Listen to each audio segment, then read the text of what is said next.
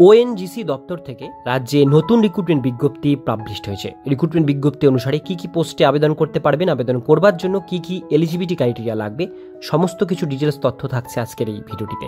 সেই জন্য ভিডিওটিকে স্কিপ না করে প্রথম থেকে শেষ পর্যন্ত মন দিয়ে দেখতে থাকুন। চ্যানেলে প্রথমবার হলে সাবস্ক্রাইব করে পাশের বেল আইকনটিকে বাজিয়ে রাখুন, কারণ আমরা এরকমই গুরুত্বপূর্ণ হেল্পফুল আপডেটগুলো প্রতিনিয়ত আমাদের চ্যানেলে আমরা দিয়ে থাকি। তো চলুন আজকের ভিডিওটিকে শুরু করা যাক। তো বন্ধুরা, অনস্ক্রিনে দেখতেই পাচ্ছেন government of India, ministry of communication, department of technology, এই নোটিফিকেশন বেরিয়ে এসছে নিউ দিল্লি থেকে। সেন্ট্রাল গভর্নমেন্ট জব, 1 এপ্রিল 2024 তারিখে এই নোটিশটি পাবলিশড হয়েছে।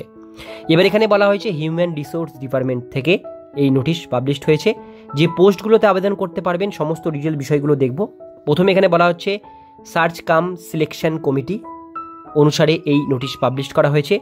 পে স্কেল এখানে মেনশন আছে 25,750 টাকা থেকে 30,950 টাকা আইটিএ এখানে মেনশন আছে।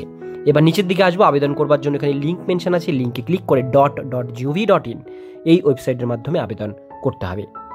আবেদন করবার এখানে লেটেস্ট এখানে আবেদন করবার শেষ তারিখ 6/5/2024 তারিখ, অর্থাৎ সামনের মাসের 6 তারিখ পর্যন্ত আপনারা এই অ্যাপ্লিকেশন ফর্ম ফিল আপ করতে পারবেন।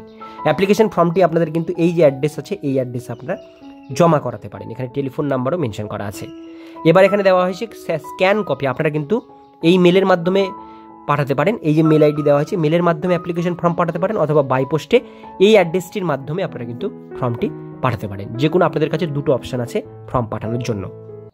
সেটা ডেট আপনাদেরকে বলে দিলাম, 16/5/2024 তারিখের মধ্যে আপনারা পাঠাতে পারেন।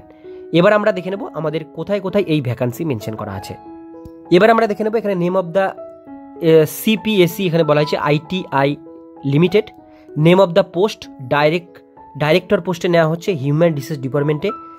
ডেট অফ ভ্যাকান্সি 1/10/2023 তারিখ অনুসারে ভ্যাকান্সি পাবলিশ করা হয়েছে। শিডিউল অফ এখানে দেওয়া হয়েছে শিডিউল এ।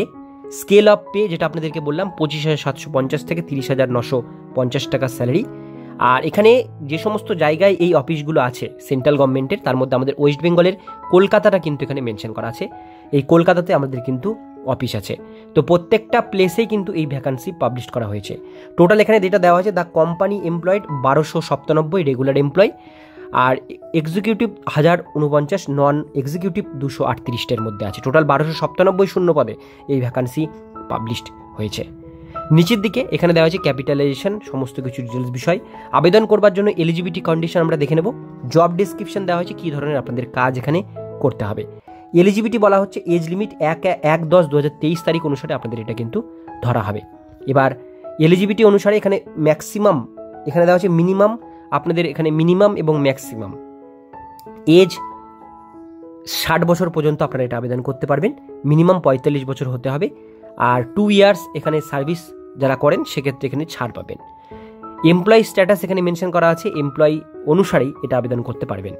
এবার আমরা দেখে নেব কোয়ালিফিকেশন এখানে কি চাওয়া হয়েছে। এখানে বলা হয়েছে the applicant should be a graduate with good academic record from a recognise university থেকে গ্র্যাজুয়েশন কমপ্লিট থাকলে আপনারা এই পোস্টের জন্য আবেদন করতে পারছেন।